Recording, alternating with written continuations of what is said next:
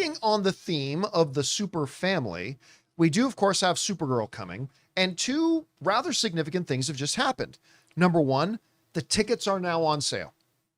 And as some quasi to bigger movies often do, they put the tickets on sale with the release of their final trailer. I'm sure there's still going to be a couple of TV spots, but they released what they called their final trailer. Now, this is a really good director. This is a director who has directed Academy Award-winning films. I think he's a tremendous storyteller. I love the way he handles dialogue. I love the way Gillespie handles characters. So I've got a lot of belief in the director, and that, of course, is the number one most important thing about what's going to make a movie good or not is who's your director. I really like her as Supergirl. Now, we only got a brief glimpse of her in Superman, but I really like Millie. I was thrilled with it when they announced her. I thought the perfect choice. She's going to be great in it. And I am looking forward to this movie. But I would be remiss if I didn't point out that I haven't been enamored with the marketing campaign. Nope.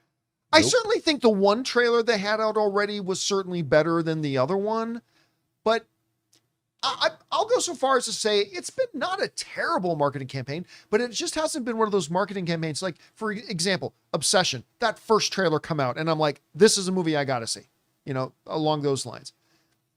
And it's been an okay at best thing. And this presentation they showed us at CinemaCon, the first half of it, I thought I was pretty disappointed with, to be honest. Now, then it picked up and I did like the last part of it.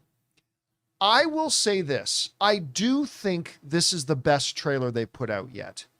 And what was the movie?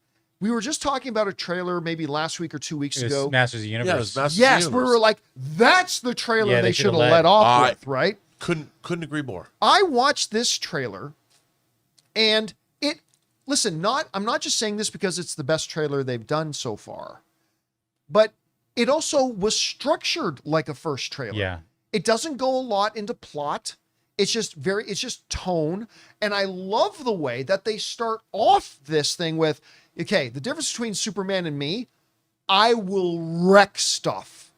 Like I'm paraphrasing, but that's it. There's the difference between Superman and me. By the way, I still do love the line, he sees the good in everyone, I see the truth. That's a good line. I'll give it that. So this trailer starts off with her just being a destructive force. I'm like, yeah, that's how you introduce Supergirl. And then some really nice little clips of, Lobo. I don't think this trailer was as good as the last Masters of the Universe trailer. This is not a game-changing trailer for me, but it was at least a trailer that I went like, okay, this is a trailer that would move the needle for me a little bit, because I don't know that the other ones did. So tickets going on sale. How's it going to do? One of the big questions somebody asked me at one of those movie meetups was like, how big or small will Supergirl be? And listen, I've been saying since they announced the film, this is a derivative B-level character. You cannot, with any ounce of intelligence or sanity, expect that that a Supergirl movie is going to come out to the same numbers that a Superman movie is. That's just not going to happen. So there's no point in putting the goalpost saying it's got to make 90 million, and no, it doesn't, and it's not going to. They're saying right now somewhere between 50 and 65, maybe as low as 47, maybe as high as 70. And to me, if it can get to that 60, 65, 70 range, I think you take that as a win. Listen, by making a Supergirl movie, by making a Clayface movie, what James Gunn and Peter Safran have made abundantly clear is they understand what is required right now for DC.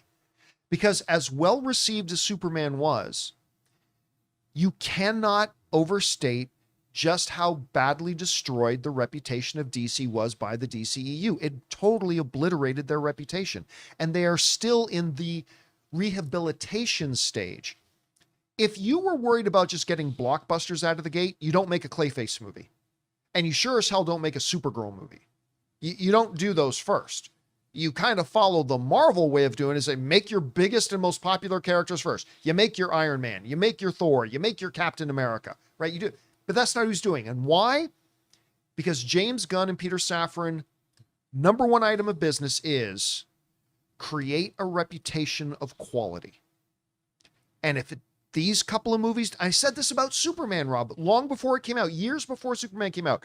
I said, that's the number one job of Superman. Start to rehabilitate the image, start to develop a reputation of quality. Like, oh, this DC is different.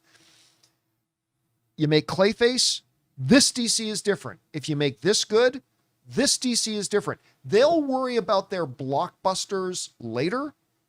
First things first, you've got to get people believing that the DC logo on something is something to run towards, not something to run away from. Will Supergirl do that? I don't know. The marketing campaign, which is not done by James Gunn, it's done by the agency. It looks like it might be good. It looks like it might not be good.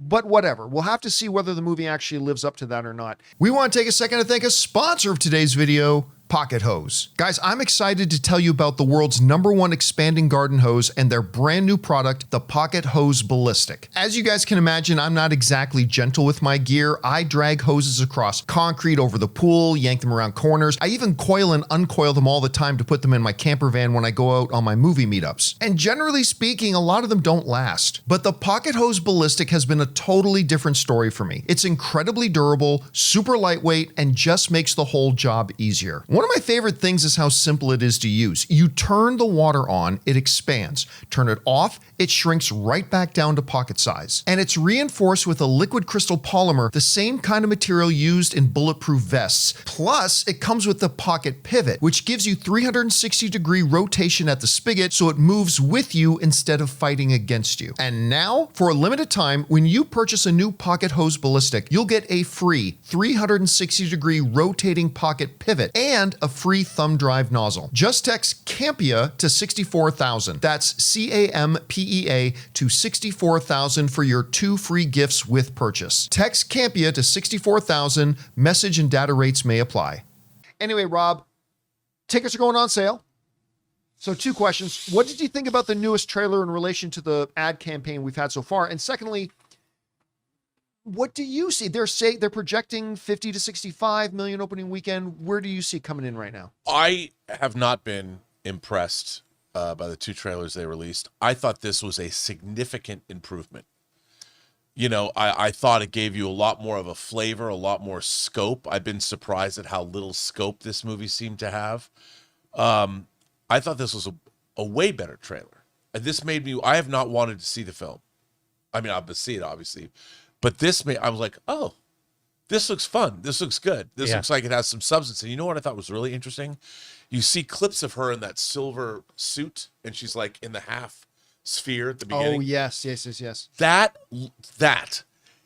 looks, in the background, that looks like what Brainiac's skull ship looks like in his big giant. Oh yeah, like the same. I don't know if that's what it is, but I don't think that's the it's resemblance the same is there. technology. Yeah, it's the same Kryptonian technology. I'm like, well, that's pretty dope because this looks like when she just arrives on Earth or whatever she was sent. So I think that there's a lot more scope to this movie than they've really shown us, and I'm looking forward to it. You know, this made me go, oh, I'm in. I'm much more interested in this movie now. And the same was true of Masters of the Universe, because I wanted to love. We were covering Masters of the Universe for 2 years now, and I wanted to love it. I'm seeing it in 6 hours. I know. I wanted to love it. And it wasn't until that final trailer and really hearing the score, hearing that piece of music, the Eternia piece of music that Brian May is on, I'm like, okay. And now I'm in. And I kind of feel that way with this trailer. By the way, one of our viewers in the live chat, Irishman86, because I was just talking about how, you know, James Gunn is not, you don't make a Clayface movie and a Supergirl movie right now. Your number one priority is just make blockbusters, develop quality. Irishman86 in the live chat saying, well, can't they do both? If it's good stories, it can be both.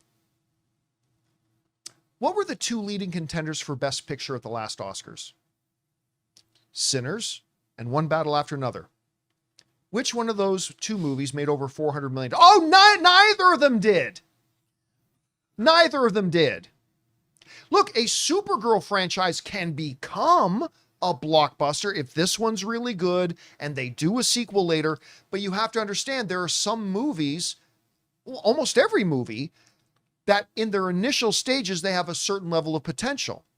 And as much as everybody's raving about Obsession, Supergirl's going to make more money than Obsession does.